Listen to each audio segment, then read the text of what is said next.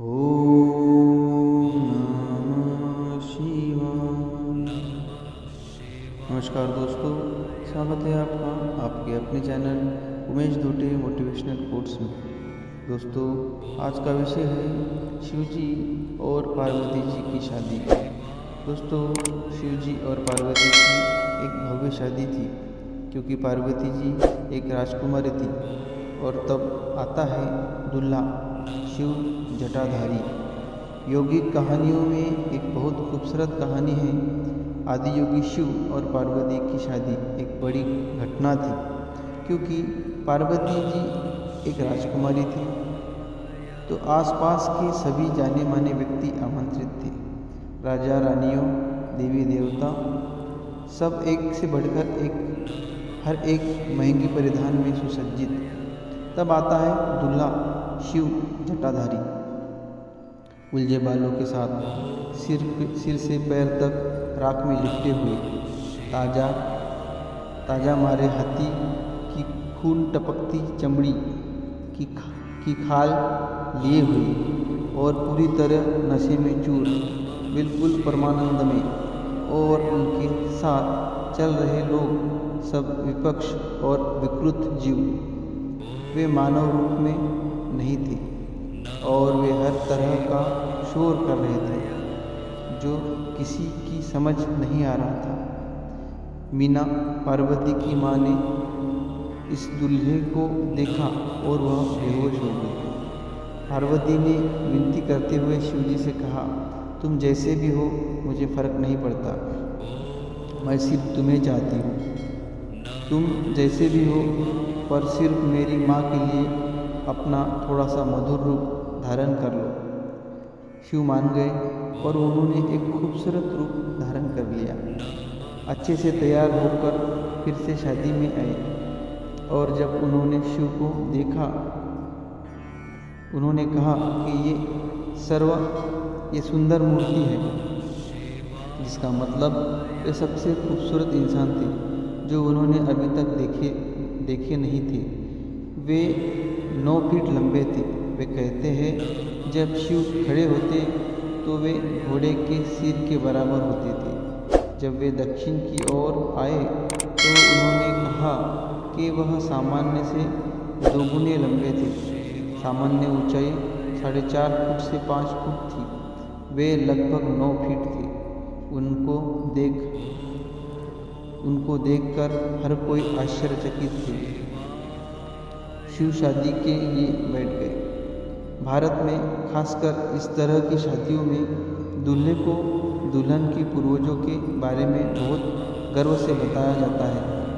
वे अपने वंश के बारे में, वे कहाँ से आते हैं, उनका रक्त कितना शुद्ध है और पूरा वंश वृक्ष खंगाल देते हैं। दुल्हन के लिए पार्वती के पिता हिमालय पर्वत के राजा थे। दुल्हन की वंशावली के बारे में काफ़ी महान चीज़ें कही गई। अब उन्होंने पूछा, दूल्हे के बारे में बताया जाए। शिव चुपचाप बैठे रहे, शांत रहे। उन्होंने कुछ नहीं कहा। उनके साथ आए लोगों में से कोई भी समझने लायक भाषा नहीं बोल रहा था। वे सिर्फ अनाप शनाप आवाज़ें निकाल रहे थे। दुल्हन के पिता अपमानित थे। एक व्यक्ति बिना वंश के ऐसे व्यक्ति को वे अपनी पुत्री कैसे दे सकते हैं? कोई नहीं जानता वो कहाँ से आया है, उनके माता पिता कौन हैं, उनकी वंशावली क्या है। ऐसे व्यक्ति को मैं अपनी पुत्री कैसे दे सकता हूँ? वे गुस्से से खड़े हुए। तब ऋषि नारद, जो शादी समारोह में मेहमान थे, अपने एक तारे सहित आगे बढ़े। उन्होंने एक तारे की तार को छेड़ा। राजा और भी नाराज हो गए। अब तुम यह एक तारा किस लिए बजा रहे हो? नारद ने कहा, यही इनका वंश है। इनकी कोई माता नहीं, कोई पिता नहीं, फिर इनका उगम क्या है? देवर्षि तानपुरा बजाते हुए कहते हैं, यही इनका उगम है। गूंज, इनका जन्म गूंज से हुआ है। इनका कोई कुल नहीं, कोई पूर्वज नहीं, कोई वंशावली नहीं है। ये स्वयं है, स्वयं निर्मित बिना वंश का जीव है। राजा और बौखलाया पर शादी हो गई। यह कहानी हमें याद दिलाती है कि जब हम आदि युग की बात करते हैं, हम किसी सज्जन सुलझे हुए व्यक्ति की बात नहीं कर रहे, पर एक मौलिक रूप जो जीवन के साथ संपूर्ण रूप से एक है। वे शुद्ध चेतना, पूरी तरह अभिमान रहित है, किसी भी चीज़ को कभी ना दोहराने वाला, सहज, निर्माण, कुशल, निरंतर रचनात्मक है। यह आध्यात्मिक क्रिया की मूलभूत जरूरत है। अगर आप यहाँ यादों, विचारों और आस्था की गठरी यानी एक मेमोरी स्टिक जो अपने बाहर से एकत्रित की है, तब आप मनोवैज्ञानिक क्रिया के पूरी तरह गुलाम बन चुके हैं।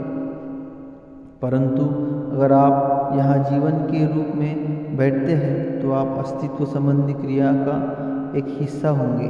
अगर आप चाहते हैं तो आप पूरे ब्रह्मांड को पा सकते हैं। जीवन ने हर चीज़ आपके लिए खुली कर रखी है। प्रकृति की किसी के भी लिए कुछ भी रोका नहीं है।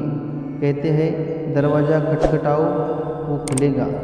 आपको तो खटखटाना भी नहीं है, क्योंकि कोई असल दरवाज़ा है ही नहीं।